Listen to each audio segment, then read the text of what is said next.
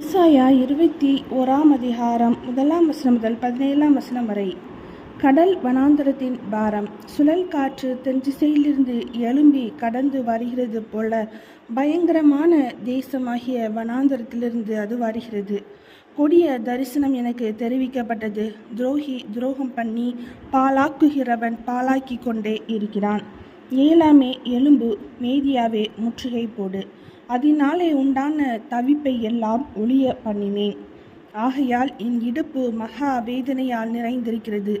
பிள்ளை பெறுகிறவளின் வேதனைகளுக்கு ஒத்த வேதனைகள் என்னை பிடித்தது. கேட்டதினால் உழைவு கொண்டு கண்டதினால் கலங்கினேன். என் இருதயம் திகைத்தது. திகில் என்னை திடுக்கிட பண்ணிற்று. எனக்கு இன்பம் தந்த இரவு பயங்கரமாயிற்று. பந்தியை ஆயத்தப்படுத்துங்கள், ஜாமக்காரரை வையுங்கள், புசியுங்கள், குடியுங்கள். பிரபுக்களே, எழுந்து பரிசைகளுக்கு எண்ணெய் பூசுங்கள்.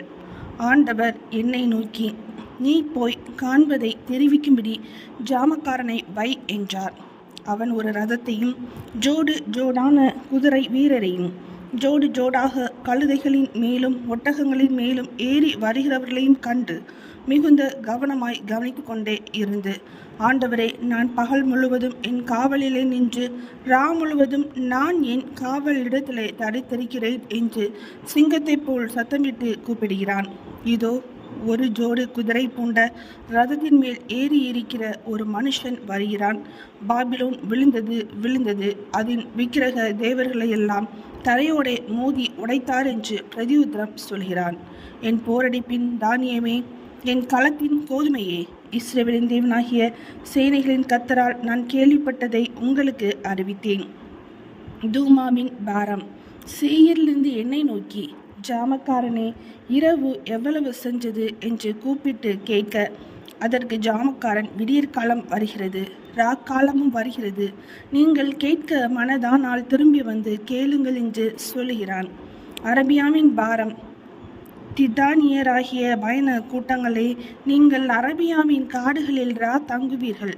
தேமா தேசத்தின் குடிகளே, நீங்கள் தாகமாய் இருக்கிறவர்களுக்கு தண்ணீர் கொண்டு போய் தப்பி ஓடுகிறவர்களுக்கு அப்பம் கொடுக்க எதிர்கொண்டு போங்கள். அவர்கள் பட்டயங்களுக்கும் உருவின கட்கத்துக்கும் நானேற்றின வில்லுக்கும் யுத்தத்தின் கொடுமைக்கும் தப்பி ஓடுகிறார்கள். ஆண்டவர் என்னை நோக்கி, ஒரு கூலிக்காரனுடைய வருஷங்களுக்கு ஒத்த ஒரே வருஷத்திலே கேதாருடைய மகிமையெல்லாம் அற்றுப்போம். கேதார் புத்திரராகிய பராக்கிரம வில் வீரரின் தொகையில் மீதியானவர்கள் கொஞ்ச பேராய் இருப்பார்கள் என்றார். இஸ்ரவேலின் தேவனாகிய கர்த்தர் இதை உரைத்தார். ஏசாயா 21 அதிகாரம் முடிந்தது.